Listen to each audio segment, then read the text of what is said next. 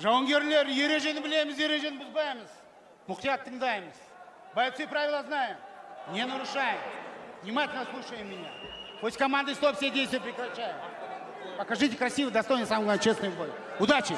По углам!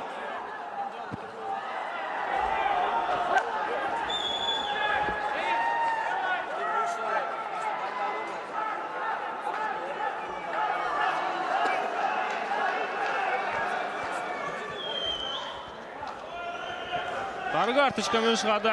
Бұл жекпе-жекке Арысбек Тіленов кейс салмақ дәрежесін көрсете алмаған таразда. Осы епті жекпе-жек басталмай жатып ақ бір ұпай артта келе жатыр десек те болады. Алғашқы раунд. Первый раунд. Өте бойшаң бұл салмақ үшін. Арысбек Тіленов. Эмомин Мадиевтен. Левый. На скачке левый хук от Саймумина. Өте жылда. Как сел просто Саймумин и тут же прихватил шею. Бірақ болмайды сонда да өте ширақ қимылдайды. Оппонента сбросил. Мадиев. Өте жоғары қарқында айқасатын адам Саймумин Мадиев.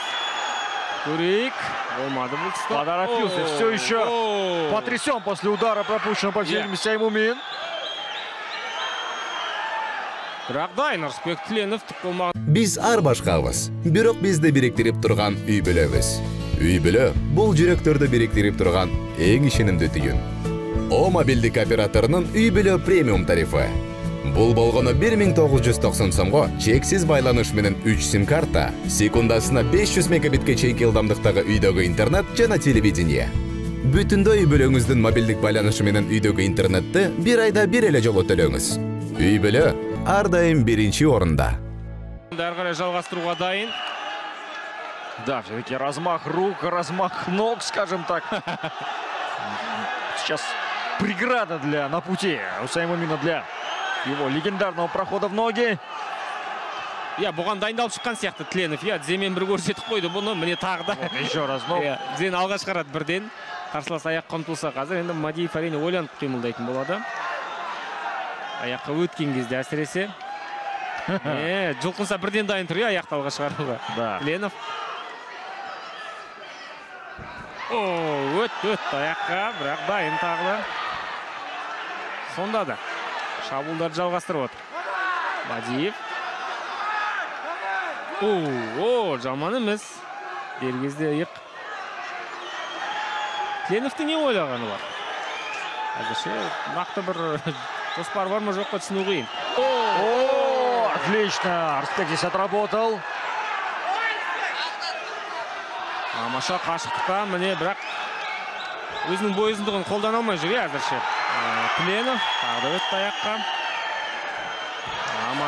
Амаша. Енді сұмдық жылдамдық деген бұл жекпе-жекте. Ең жеңіл салмақ екенін ұмытпаңыздар. Екеуі де өте жылдам. Мадиев жалпы бұл салмақ үшін де өте ширақ қимылдайтын спортшы. Пытается перевод оформить. Амаша, бар. Зерлетті кем дегенде қарсыласын тағы да бэкмаунт алуға ұмтылады, бірақ бойдың ала салғы сәл кедергі, Мадиев үшін.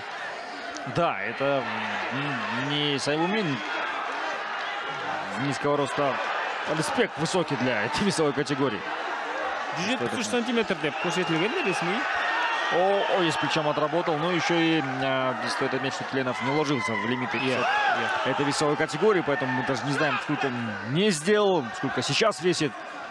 Точно больше, чем Мадиев. Амаша тағы да бірақ тіземен екеуі өте қауіпті бұл жерде қимылдап отыр. Мадиев клинчтен бас тартып жатқан жоқ, Саймуминнің көздегені қарсыласты. Астына салып алу әрине, тейкдаун. Шыға бере клинчтен. Хук. Тәжік спортшының орындауында.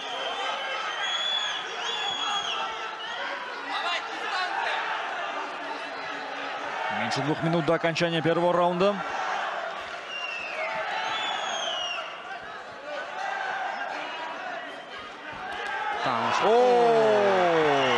Отличная комбинация здесь. Саймумина, но здесь главное не пропустить самому навстречу. Тіленовтың өзі атылды қазір шыдамай. нәтижелі шабуылдары көп емес Арыспектің бұл раундта.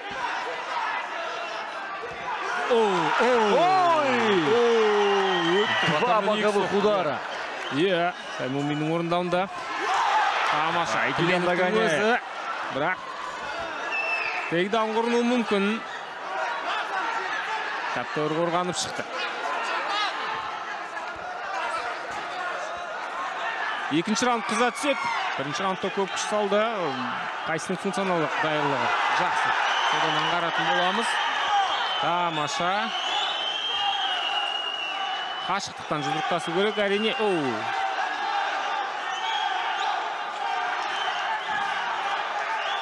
Малыстан. Ыңғайлы сәтті табалды қалай дегенмен. Саймумин өте қарқынды раунд. Екінші раундта бұл жігіттер өздерін қалай сезінеді екен, а?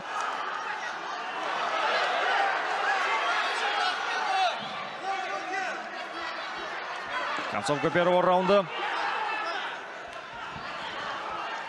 Тағдаяқ көреді раундтың соңына қарай. Тамаша. Әсіресе міне клинчтен шыға бері екеуі де соққы жасап жүргенде. Раунд аяқталды.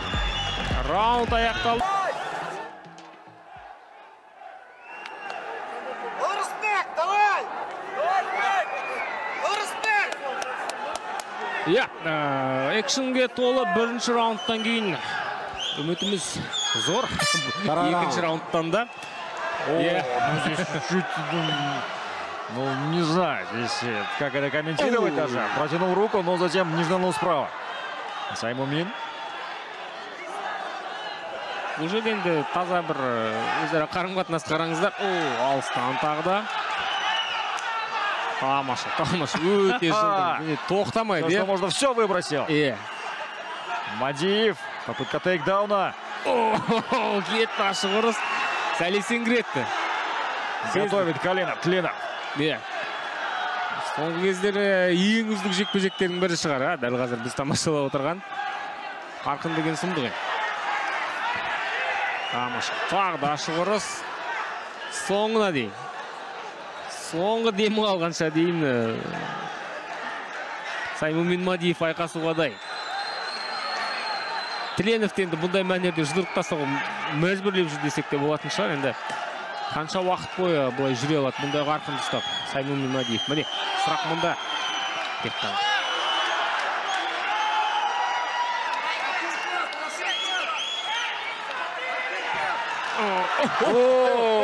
Здесь опасно было. Абырой болғанда тиген жоқ, Сәл жонып өтті. Зацепило или нет? Тиді дейді. Тимеген сияқты. Поскользнулся точнее. И Сәл жонып өтті. Еттен тиді. Тигенде енді оңбас еді шынымен де. Мадиев, сокер-кик ережеге сай емес. не сыграл футбол здесь. Респект Тленов. Аяқтан алды, ал көрейік. Ары қарай шабуылды соңына дейін жетсе алады. Өтті қарсасының арқасы. Бұнда позицияда Тленов бұған дейін жекпе-жектерінде көрсетті қалай жұмыс жасай алатын, сондықтан қатты бір проблема болмау керек.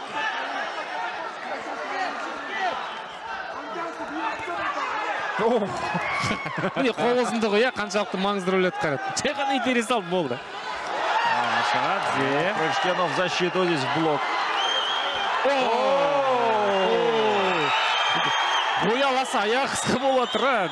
Мадиевтің бұндай соққылар жеткізіп жатқаны қызық, Керісінше Тленов қашықтықтан атқылып жүре алады ғой негізінен. Как он называется? Удар хвост или удар дракона? Тамаша, Тленов тағы да кетті. Тиді соққы. Парни не сдерживаются, абсолютно.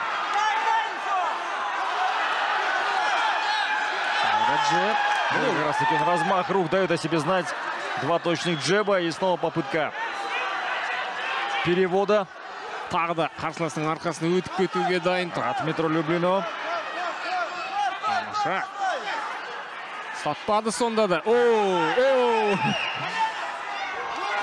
Бұл жекпе-жекті жасаған Саймумин бұны мойындайды. Тленов қазір тек қана қарсыласының шабуылдарына жауап беріп болды. Өзі қатты шабуылдамайды. Тут, возможно, еще играет решающую роль перевес, скорее всего, Тленова. Но поэтому не хватает физухи для перевода физических данных у Саймумина. Проходит в ноги.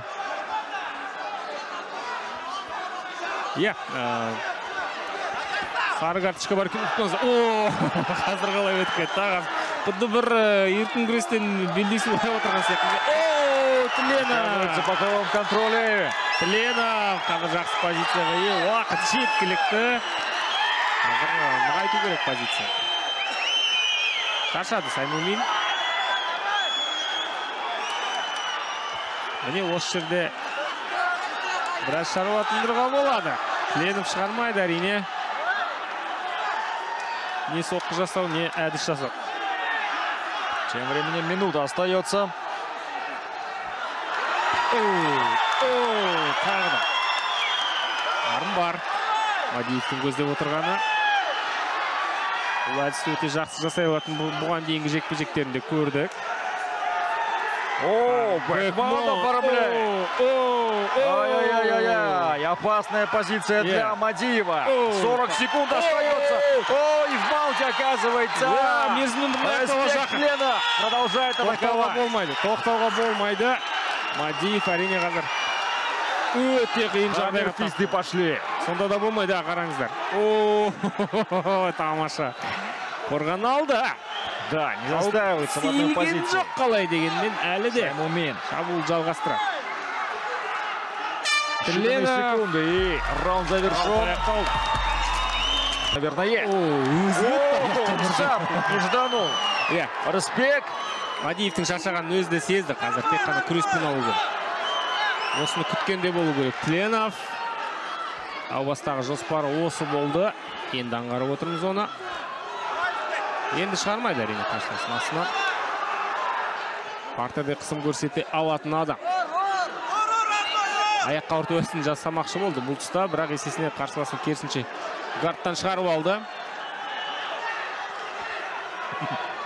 Позицияны ішледі ме? Әлде осы жерден шабуыл жалғастыра береді ме? Рысбек Тленов. Типа Кимура пытался здесь Рысбек исполнить. Позиции распятия оказывается. Русский файтер, ну и положение дела у Саймумина не улучшается на самом деле с каждой минутой, с каждой секундой третьего раунда. Сайт-контрол же. Ай-яй-яй-яй-яй-яй. Шығармайды. Айтып қой. Тленов әлдеқайда тың.